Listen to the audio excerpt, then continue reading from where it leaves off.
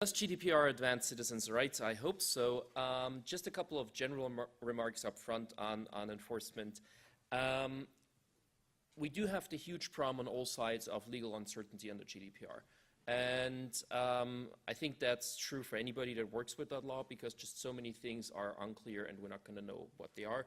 Even if we now have guidelines from authorities, they're going to be questioned as well, because if I'm unhappy with what the Article 29 Working Party says, I'm probably going to challenge that in court just as well. So we probably have an idea, but there's still a lot of spaces where we just don't know what the law is.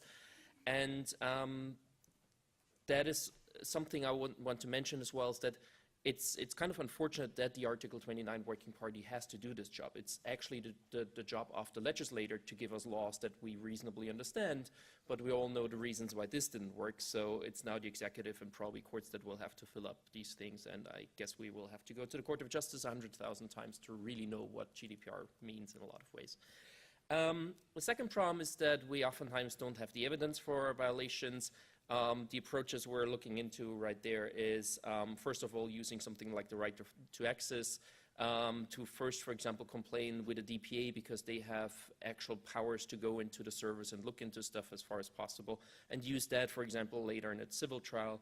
In some European countries there's discovery, but for example in the US you can also ask for discovery if you're a foreign national, so you can theoretically ask a US court to do discovery for a procedure in Austria, even though we wouldn't have discovery in Austria. So there's a lot of ways you can play around and probably get more out of stuff than foreseen by the law directly. There are a couple of alternative options, something like whistleblowing and so on. You're always going to have someone that is unhappy going out of a company and probably takes a USB drive with them.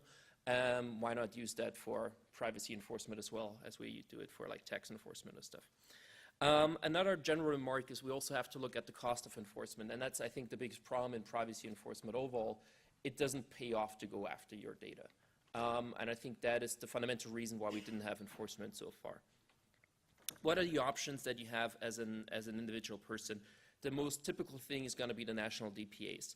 Now, this picture is, I think, well known by now. That's the Irish Data Protection Authority. They now have a new building, but I use it. This back there is the Irish Data Protection Authority. This is a supermarket. And I use this picture, it's very boulevard, but it kind of says what was behind the door as well. When we started, they had 20 people without a single lawyer, without a single technician. How should that authority ever enforce against Google or Facebook? We right now have a case in Ireland before the High Court where we have 45,000 pages of documents over the very simple question if Article 4 of the standard contractual clauses applies or not. There are a lot of kind of arguments you can make, but imagine as an authority to deal with 45,000 pages just in one case, let alone all the other cases. The case in Ireland was going on for 5 weeks. We expect about 5 to 10 million euros in legal costs for this case, because the Irish legal system is that expensive. That's 2 to 3 times the annual budget of the Irish DPC. So that is a huge problem when we go after big companies. They slap if you have your video camera outside of a little store or something, but going after a big company is a different story. Just to tell you that this is not just the front door. These are the annual reports of the Irish DPA, and the blue line that you see here are all the complaints that they got. The red line right underneath it is all the complaints that they didn't deal with. The complaints that they dealt with are down here. I don't see where the red point is. The ones down here. So in at least under the old DPA in Ireland, there is a new one now. 98% of the complaints weren't dealt with. Even though you have a right to have a decision on each complaint, and both parties can go to the courts and so on, so it's a full two-party procedure, unlike in other countries like in Austria. Even in this case, they didn't really enforce anything. I do think that we do have another approach right now in different DPAs. We have, I think, the Belgian DPA, the French, some of the Germans that are now kind of looking into becoming an enforcement authority. And I think that's going to be the big question on the DPAs. Is there going to be something like a change of culture? We did have from the 80s we have to tell you that this is a computer and there's data on it, and that's important kind of approach. But this is probably not what we need today anymore under GDPR. And some DPAs, I have the impression, are still going to go after, using this old approach. Others are going to have more people do active enforcement, just like a competition authority, all the other authorities we have. I think that's going to be very interesting how that plays out, and that is going to be the most vital point on how DPAs are going to be a part of the enforcement culture, I think, for an individual. Because after all, it doesn't make sense to send a complaint to a DPA just to get a letter back saying, get lost. And that's what you do get back from a lot of the DPAs currently. Again, mentioning that there are a lot of DPAs doing it differently as well, but we'll see how the center of gravity is going to go. What is the second option? That's basically a civil lawsuit. That's the Austrian Supreme Court and lower court, the one we have our case in. That's the reason there are pictures there.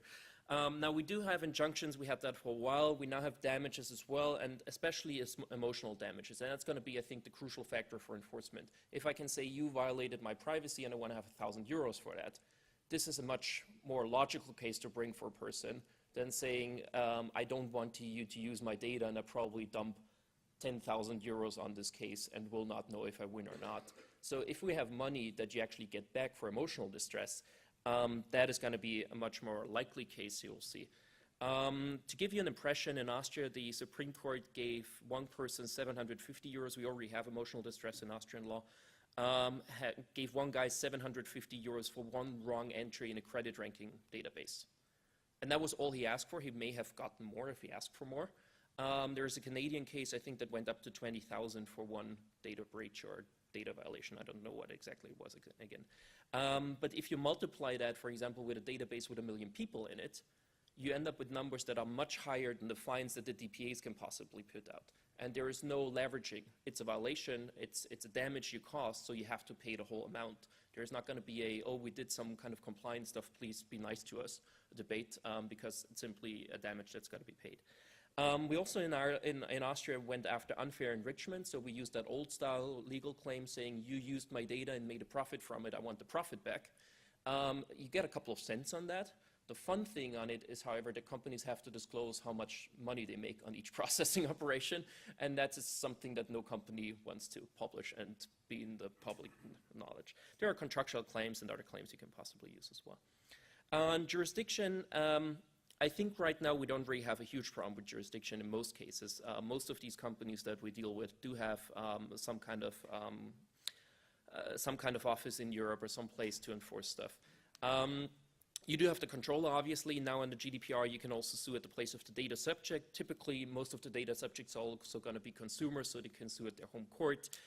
You have the place of violation if it's a violation of your privacy, which is the old Brussels-style regulation that you can use as well. So, for example, the head of the Austrian Green Party sued Facebook in Austria because her personality was violated on Facebook, and the courts accepted that the jurisdiction is in Austria and not in Ireland in this case.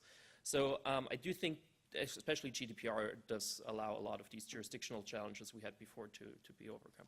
The big problem for a civil lawsuit is going to be, in fact, what's the input-output ratio? How much money, how much is it going to cost? How complicated is the court system? How much can big companies delay something forever? Versus what do I get from a court case? If the average answer is going to be like in Ireland, that a court case costs you 5 to 10 million euros, so you basically go bankrupt over a case, and you possibly get an injunction out of it, no reasonable person in the world would ever do that. And I think that's basically the problem for civil enforcement in most cases, unless someone is really determined that he wants to get some data off or something like that. That is the reason I think in reality the more reasonable approach is going to be civil class actions. If you spread out the risk over 10,000 people, the risk becomes almost nothing for the individual person. And that's how we enforce a lot of the consumer rights cases as well. No consumer sues a bank over a €1 fee because it simply doesn't pay off and doesn't make sense.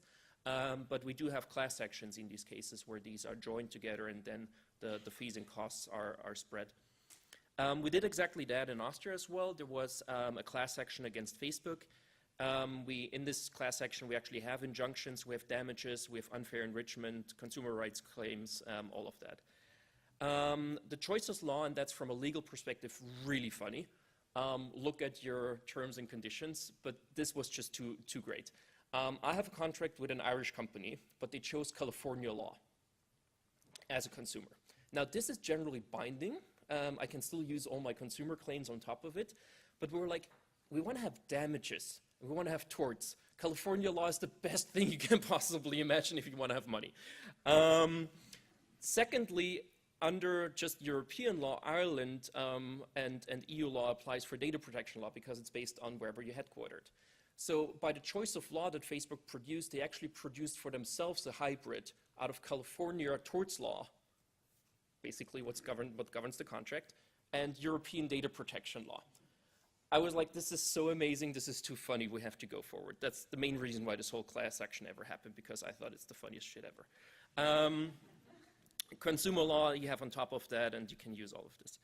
What are we asking for in this class action? It's torts. We actually have 500 euro. We said we want to use a token amount. We could have gone way beyond the 500 euro, but it was more to make it a point that there's some way to finance it, and also to make it a point that there is some economic damage in it as well. We have unjust enrichment, all these injunctions. What was amazing to me is we had 25,000 participants within 6 days. We thought there are going to be a couple of thousand people that join. To give you an idea, it took people on average 15 minutes to fill out all the forms. You had to take a picture of an ID, which a lot of people are hesitant to do. You had to kind of log in with Facebook and kind of give us all access to your data so we could prove that they actually have a Facebook account and so on. But after 6 days, we had 25,000 people, and I had to shut down the whole thing because it got crazy. The whole thing is procedure finance. That's something we do in Austria, is that there's a procedure financing company. They take over all the costs of a litigation, and if we win, they get 20% of whatever the money we're winning. In this case, if you multiply the 500 with the 25,000 people, you end up with 12.5 million as an overall amount, which for Facebook is almost nothing. For them, the bigger issue is that they may not be able to process data anymore. But we have a waiting list of another 75,000 people. And if you imagine, you could have easily said, we want to have 5,000 euros from you because you give access to the NSA and you do much more than one wrong entry in a credit ranking database, which was 750 under Austrian law. Just to give you a thought, that may be 500 million. So these are totally different amounts than we're talking about in fines and so on. Just to give you a background, in Austria, basically, you can do a class action by having other people assign your claim to you. So it's me versus Facebook, but 25,000 other people assigned their monetary damage to me, and I basically claim it for them without getting any cash for it. This is how we did it. This was an online app where you could sign up, and it was actually integrated with Facebook, so we used the API of Facebook to actually assign your claim. So I love using new technology in great ways. But this was very simple. Like, we programmed that at night. It was not a big issue. I did the front end, and a friend of mine that really knows how to do databases and stuff like that did the whole kind of encryption and all that kind of stuff. But it's not too hard to do, actually.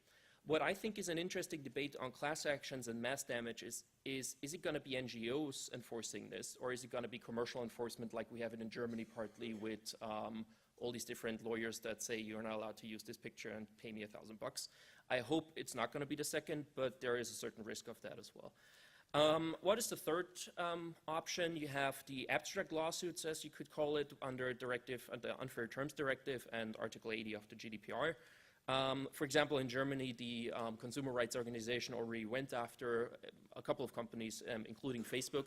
The problem we had with that so far is that we then have special terms for users in Germany, because they only go after each of the individual member states, and actually all of this would be European law. So it's a lot of work done in member states for each of the member states individually instead of doing it centralized. That's a problem with that approach. On Article 8 in general, there are two options for NGOs enforcement. There's paragraph 1, which allows an NGO to be mandated by an individual and enforce stuff. And there is an abstract lawsuit in paragraph 2. The second is optional, so member states can choose if they want to have it or not. I think Germany is going to have it. I think a lot of other member states are not going to have it, which is a problem. However, no one really talked about it, but there is the option to mass mandate.